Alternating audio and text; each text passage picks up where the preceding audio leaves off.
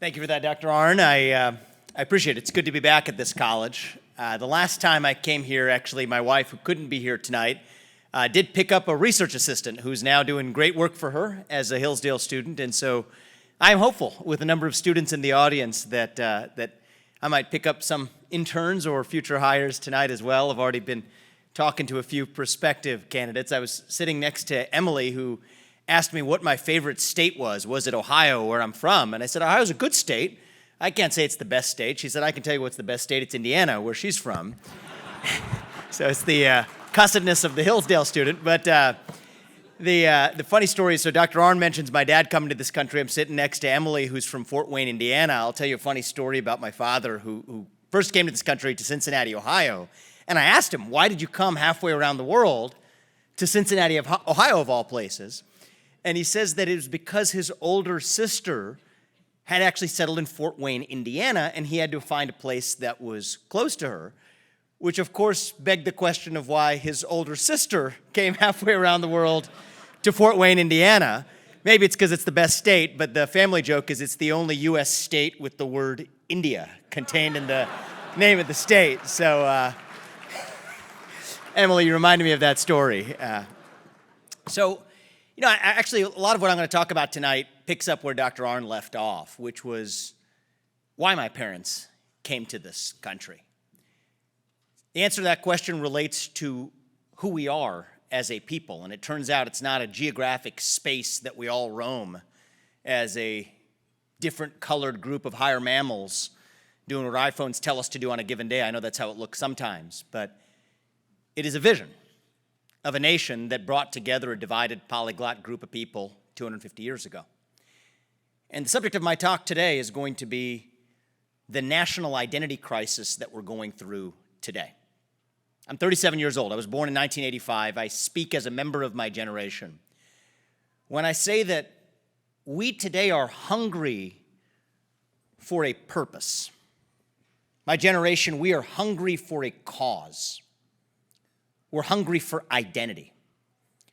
At a moment in our national history when the things that used to give us that sense of purpose, faith, patriotism, hard work, family, those things have disappeared. They have receded in modern American life. And we suffer from depression and anxiety and a mental health epidemic as we flail from one secular religion to another, from transgenderism to climatism to COVIDism, just as part of our deeper search for meaning, even as we cannot quite answer the question of what it even means to be an American in the year 2023. What does it mean to be American today? I think we lack an answer to that question. Our lack of an answer to that question is the black hole at the center of our nation's soul. And when you have a vacuum that runs that deep, that is when poison begins to fill the void. That's going to be the subject of my next half hour, taking a stab at the answer of what it does mean to be an American in the year 2023. I'll take you back to the moment in 1993 when I was in second grade in Evendale Elementary in Southwest Ohio, when I heard Martin Luther King's I Have a Dream speech for the first time. That was the speech where he said, I hope my 4 children grow up in a country where they are judged not on the color of their skin, but on the content of their character. I'll tell you, that dream, it stuck with me. It meant something to me because it was the dream that allowed my dad to come to this country over 40 years ago and build a successful career for himself at the GE plant in Evendale, Ohio, despite the fact that he had a thick Indian accent. He still does to this day. It was the dream that allowed me to go in a single generation from being the kid of Indian immigrants who came to this country with almost no money to becoming the founder of a multi-billion-dollar biotech company. I had the privilege of leading that company as a CEO for 7 years. We worked on a number of medicines for patients. 5 of them are FDA-approved drugs today. The one I'm personally most proud of is an approved drug for prostate cancer. But I stepped down as CEO of that company several years ago to focus on a different kind of cancer. Not a biological cancer, but a cultural cancer that threatened to kill that dream that Martin Luther King had 60 years ago, that threatened to kill the dream that allowed me to achieve everything I ever had in my life. And that is this new secular religion in America, whose belief system centers on the idea that your identity is based on your race, your gender, and your sexual orientation, full stop. It says that America is a systemically racist country, that if you're black, you're inherently disadvantaged, that if you're white, you're inherently privileged. No matter your economic background or upbringing, your race and your gender govern who you are and what you can achieve in life, and even what you can say, even what you can think. It's a really clever statement of this new philosophy from Congresswoman Ayanna Pressley of the Squad. I'm grateful to her for articulating it so succinctly when she said that we do not want any more black faces that do not want to be a black voice, that we don't want any more brown faces that don't want to be a brown voice, end quote. I do not fit her description of what counts as a brown voice, no doubt, but there's a really clever move embedded in there. And it's this: if your race goes from being about the color of your skin to being about the content of the ideas you're allowed to espouse, then any disagreement with those ideas automatically makes you a racist. And there is no greater damnation in modern America than to be called a racist, or the equivalent of a racist in our social hierarchy: climate denier, bigot, homophobe, so on. And so when given the choice between pledging allegiance to this new religion and being tarred with the scarlet R, everyday Americans are choosing to bend the knee. And that is what's created this new culture of fear in our country. Fear of losing your jobs, fear of your kids getting a bad grade in school, fear of becoming a pariah in your own community. And that culture of fear is what's replaced our culture of free speech in America. And if you ask me, the best measure of the health of any democracy, especially American democracy, it isn't the number of ballots that get cast every November. That's just fetishizing the final act at the end of the process. It is the percentage of people who feel free to say what they actually think in public. And right now we are doing abysmally on that metric. Now, in order to know where you want to go, you have to know what got you to where you are. And part of the story of what got us here actually began through none other than a perversion of capitalism itself, dating back to the 2008 financial crisis. On the back of the bailouts, in the wake of the 2008 financial crisis, something really interesting happened in this country. It's not just that Barack Obama was elected president, though that was part of it. In the wake of the bailouts, there was a grand bargain in this country, an unspoken grand bargain between big business and what used to be our conception of big government. It went like this, okay? If you're going to get that public money to save the bankers when times go bad, but you made a lot of money when times went good, then the Occupy Wall Street movement has a claim on that wealth. What the Occupy Wall Street movement said is, we're going to take that money from those wealthy corporate fat cats and redistribute it to poor people to help poor people. But right around that time, there was a new birth of progressivism in this country that had a different theory of the case. What they had to say was, you know what? The real problem wasn't quite just economic injustice. It wasn't quite just poverty. No, it was racial injustice and misogyny and bigotry and climate change. And that actually presented a lifeline to big business in this country. Because if you're Wall Street, you don't like Occupy Wall Street very much, but the new woke stuff is actually pretty easy. You applaud diversity and inclusion, put some token minorities on your boards, you muse about the racially disparate impact of climate change after you fly in that private jet to Davos. It's pretty good work if you can get it. But they didn't do it for free. There was an implicit ask in return that the new left looked the other way when it came to leaving their corporate power intact. And it worked so well for Wall Street that Silicon Valley then got in on the act. What Silicon Valley realized was that the old version of break up big tech used to come from the left. Well, here's what we can do. We will use our monopoly power to advance your ideas. We will use our monopoly power to take down hate speech or misinformation as you define it, but we will not do it for free. we expect the new progressive movement to look the other way when it comes to leaving our monopoly power intact. That is the story of this arranged marriage. It is not an arranged marriage of love. It is more like mutual prostitution. And the net result of that act is the birth of this new ESG industrial, woke industrial complex that's actually a new hybrid of state power and corporate power that's far more powerful than either one alone. And when you get that much power concentrated in the way that it is, state power and corporate power combined, then it lends itself to capture.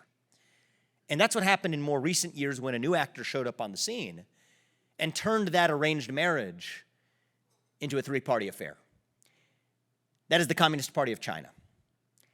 They understand this game far more deeply than any of us do. What they realized is, okay, now, we can take this one step further. If we can get those same companies that will critique the United States relentlessly, that will apply emissions caps over there in their apologist model of capitalism, to do business in China without saying a peep about the actual human rights atrocities over here, we have undermined America's greatest geopolitical asset of all, and that is not our nuclear arsenal.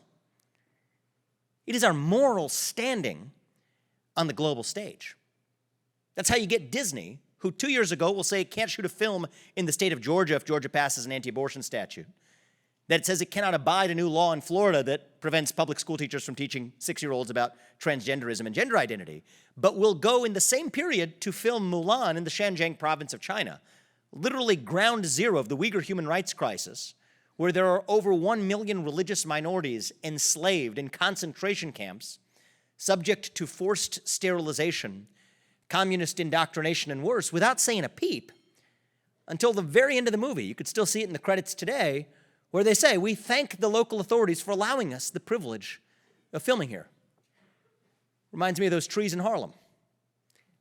That was what Disney got out of that trade. But it turns out every other company's doing the same thing. Nike, BlackRock, Airbnb, JP Morgan Chase, the NBA. Why do they do it? The answer is actually really simple. It comes down to money. Because if you're the CCP, you build a great Chinese wall that prevents you from entering the Chinese market if you criticize the CCP. But if you criticize the United States or hamstring its economy with those emissions caps, we will roll out the red carpet. And so companies do what companies do. That is why Tim Cook and Larry Fink are Xi Jinping's circus monkeys. He will say jump, they will say how high, because it comes down to their bottom line. It is the direct product of a bipartisan consensus in this country back in the 1990s. Conviction in the faith of democratic capitalism. The idea that somehow we could use capitalism as a vehicle to spread democracy to places like China. The idea that we could export Big Macs and Happy Meals and somehow that was going to spread freedom. Well, what they realized is they could turn that game on its head. We thought we could use our money to get them to be more like us. They realized they could use their money, access to their market, to get us to be more like them. Or even one step better than that, that they could use our money to get us to be more like them. Sending back those Disney movies and iPhones as Trojan horses to undermine the United States from within. So that is the problem, as I see it. The concentration of state power and corporate power that lends itself to capture, facing down a threat far more deep and dangerous than anything we've faced in our nation's history. The Soviet Union did not supply the shoes on our feet or the phones in our pocket. That is what makes our unique moment far more complicated than anything I think we faced in the latter half of the 20th century. So where do we go from here? My first view is that not all solutions will be delivered or ought to be delivered through politics. I think that market actors can play a role. Part of the concentration of power starts with the inappropriate government-coordinated concentration of capital. The three largest financial institutions and asset managers in this country are BlackRock, State Street, and Vanguard, three institutions who together manage about $20 trillion. That is about as much money as the United States GDP in three hands, the largest aggregation of capital in private hands in human history, certainly in American history. And yet all of those firms are using that money, with due respect, probably including money of most of you in this room, to vote for racial equity audits at companies like Apple or Scope 3 emissions caps at companies like Chevron, implementing political and social agendas that nobody voted for, using the money of everyday citizens to advance one-sided agendas that most of those everyday citizens actually disagree with. Actually, there's a really funny twist in this story. BlackRock is actually the firm that causes firms like Exxon and Chevron to drop oil production projects here at home. You might wonder if this might actually serve as at least one small step forward in the march against global climate change. Even then, you'd be wrong, because it turns out many of those same projects are still proceeding, only under different ownership, under the ownership of the likes of PetroChina, who's buying up the very projects that Chevron is dropping. And then you look up who's one of the largest foreign shareholders of PetroChina, and it's actually none other than BlackRock, using Chinese citizens' capital to own that company instead. That's how deep this problem runs, but market actors can make a difference. This is why I founded Strive a little over a year ago to compete with BlackRock, State Street, and Vanguard, using shareholder power, the money of everyday citizens, to deliver a different message to corporate America, to tell companies to focus exclusively on excellence over politics, on making excellent products and services for your customers without apology, and yes, making money in the process, maximizing value for your shareholders without apology, and to dilute the power exercised by this small handful of actors. We're about a year into this. I'll tell you that when JP Morgan Chase got into the exchange-traded funds business, it took them over a year, over 2 years actually, to cross $1 billion in assets under management. We crossed 500 million, $500 million in our first 3 months. I hope that this is just the beginning of a bottom-up revolution. I remember when we talked about this the last time I came here, we hadn't even gotten started, Dr. Arnn, and we're well on our way to hopefully driving that change through the corporate sector. But market solutions alone are not going to be enough to spawn the national revival that we need. I think we need an awakening of a new conservative movement, a new American movement in this country that answers that question that our generation longs for. What does it mean to be an American in the year 2023? Our inner animal spirit has been domesticated, it has been tamed by this new culture that rejects truth and embraces relativism, that rejects God and embraces secularism, that rejects democracy and embraces aristocracy, that rejects free speech and embraces censorship, that rejects equality of opportunity and embraces equity of results, that rejects excellence and embraces victimhood. That inner animal, it has leapt oceans to lift up countries like China on the other side of the world, while their culture of Maoist victimhood has leapt oceans in the other directions to hold us back. You know what I say, when we rallied, many of us did, behind the cry to make America great again, I don't think we hungered for a single man. I think we hungered for the unapologetic pursuit of excellence in our country. Thank you.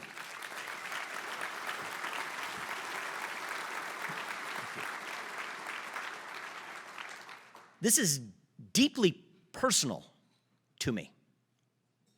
I told you about my parents. They came here in the late 70s and early 80s, respectively. I was born in the mid-80s. Had I been born 20 years earlier in this country, I don't think my story would have been possible, not in the same way. But what worries me is that had I been born 20 years later, I'm not sure my story would have been possible either. You see, to me, the American dream, it's not just about going from being middle class or not rich to making a lot of money. The American dream is about a conviction in your agency as an individual, a belief that you are more than the tectonic plates of group identity that move you, the genetics that brought you into this world, a conviction in your purpose as a citizen. That is really what the American dream means to me. And for me as a kid who grew up with the funny last name, nerdy glasses, skinny kid with a dad who had a funny accent in Southwest Ohio when I grew up, merit and achievement was our ticket ahead. You know what? If you're going to, thank you very much, if you're going to be that kid who stands out from the group, you might as well be outstanding.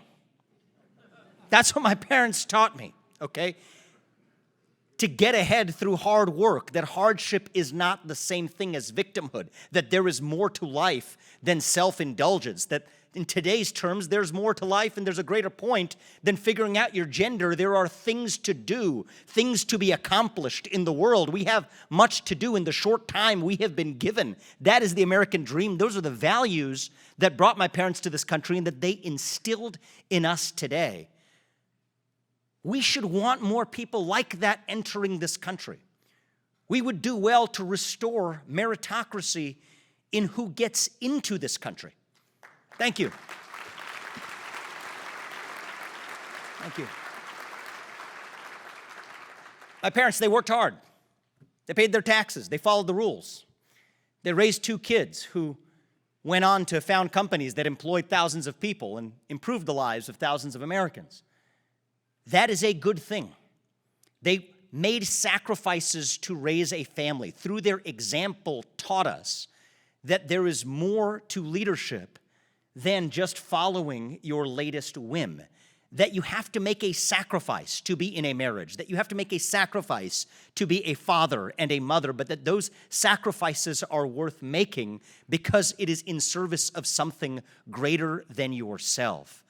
Those are the immigrants we want rather than people whose first act of entering this country is by definition a law-breaking one. I think I speak as a first-generation American when I say this, we need to secure that border unapologetically and restore meritocracy over lawlessness in determining not only who gets into America, but then who gets ahead in America. Revive our conviction, thank you, that Martin Luther King was right. That you get ahead in America not on the color of your skin, but on the content of your character and your contributions.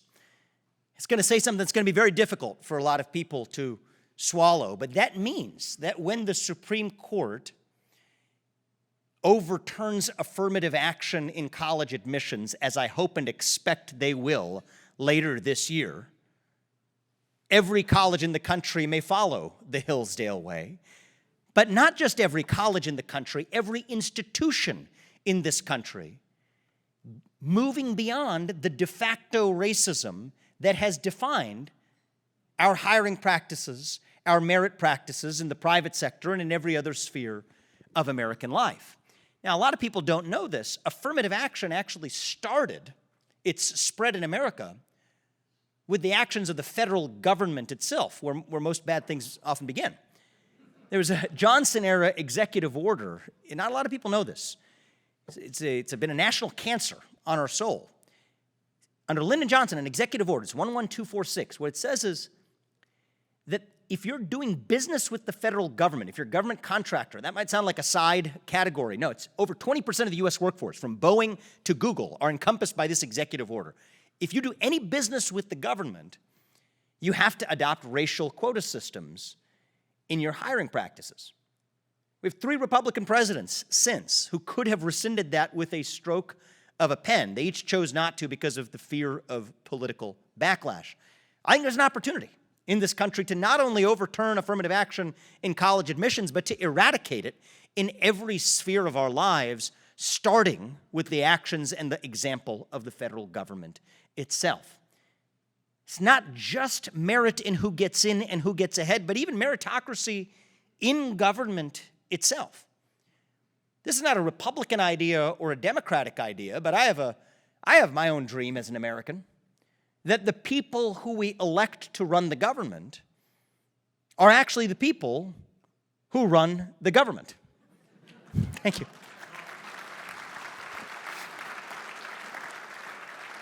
May seem like that's not a lot to ask, but that's not the case today.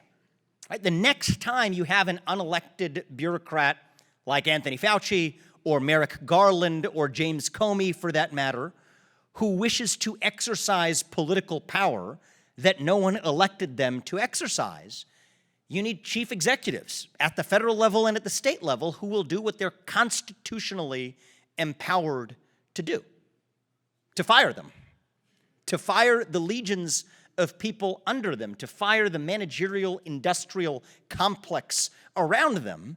Because you know what? If somebody works for you and you can't fire them, that means they don't work for you. It means you work for them. It means you are their slave because you are accountable for what they do without having any responsibility for what they do. They will say that they have civil service protections in this country. Well, I personally view those as unconstitutional because Article 2 of the Constitution is higher in the hierarchy of our nation's laws than any law that Congress passed. But even if it were true that we have these civil service protections, it's got to be the top of a new conservative movement, a new pro-American movement's agenda in this country to repeal those civil service protections. And if you ask me, replace them with sunset clauses instead. To say that if you can't be a federal employee as the President of the United States for more than 8 years, that you probably shouldn't be an employee of the federal government for more than 8 years, no matter what position that you're serving in, and bring that fresh lifeblood not just into our country, but into our federal government. Now, one of the areas where I care about meritocracy is not just who rules in government, but the ideas that prevail in our society and in our government too. And we can only have a meritocracy of ideas in America if we embrace one of the foundational cornerstones of the great American experiment, and that is free speech. Okay. Free speech is a precondition, you see it right here, for the pursuit of truth. I personally believe that free speech is also a precondition for peace in America. Because if you tell people they cannot speak, that is when they scream. But you tell people they can't scream, that is when they tear things down. Now, today we have in this country a form of censorship that's not what a lot of people on cable television like to call it, big tech censorship. I call it what it really is. It is government tech censorship. It is the government using private companies to do through the back door what government could not do through the front door under the Constitution to censor politically disfavored speech. We need to abandon the slogans we memorized in 1980 saying that these are private companies free to decide what does and doesn't show up on their website. That's true if they're behaving as private companies. But if they're doing the dirty work of government, if it is state action in disguise, then the Constitution still applies, and these companies ought to be bound by the First Amendment to the Constitution of the United States when they're coordinating with the government to do what the government itself could not do directly. Thank you.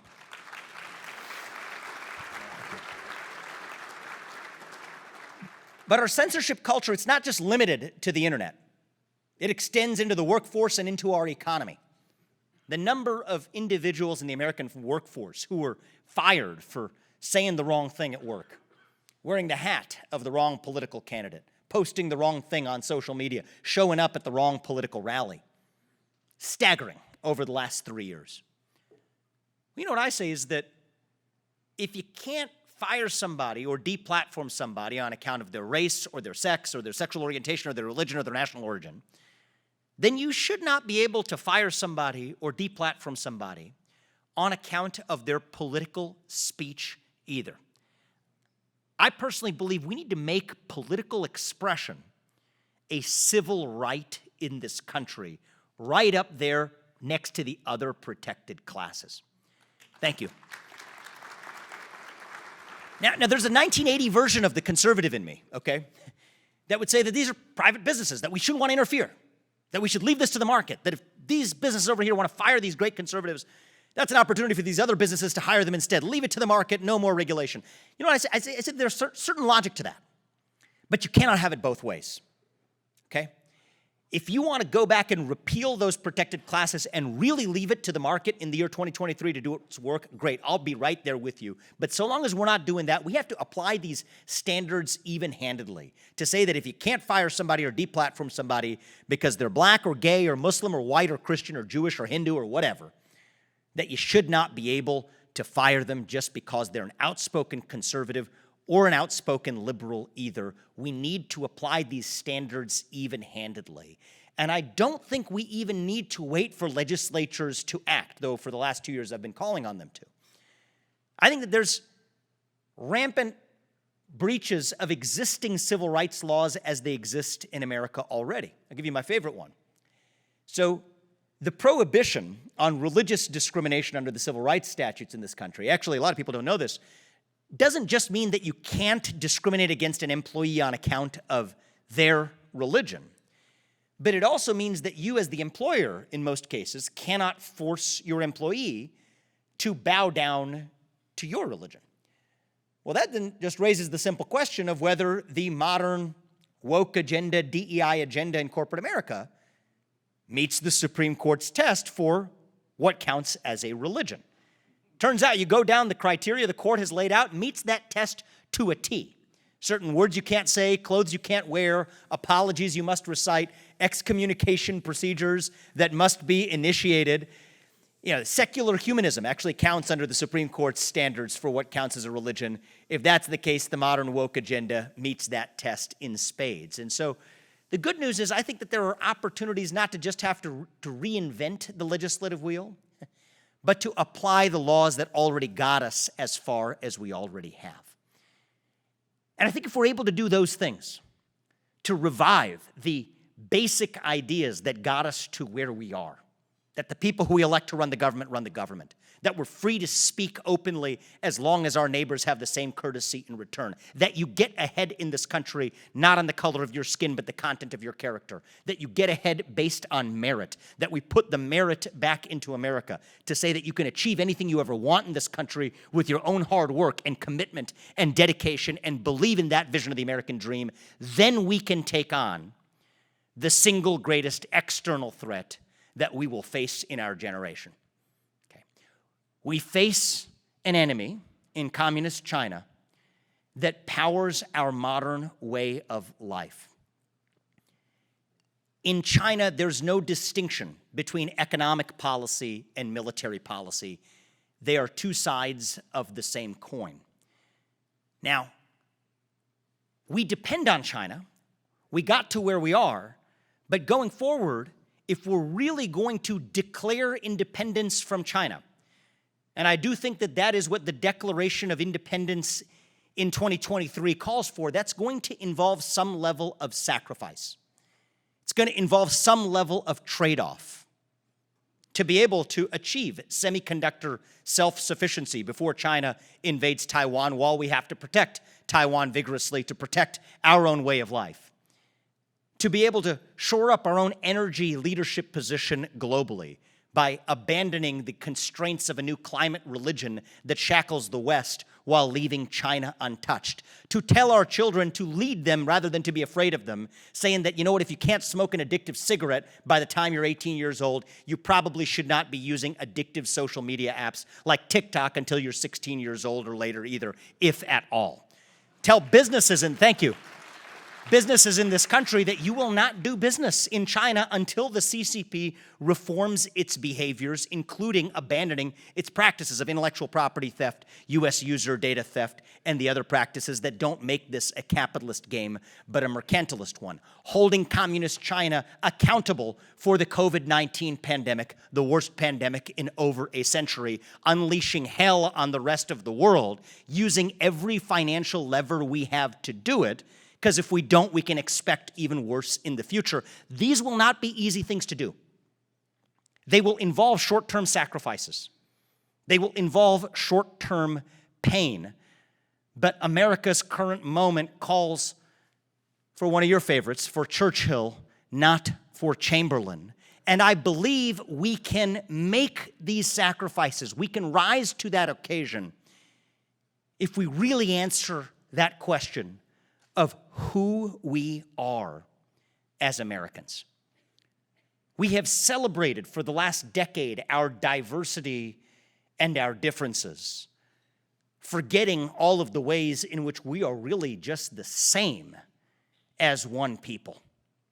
Our diversity is not our strength.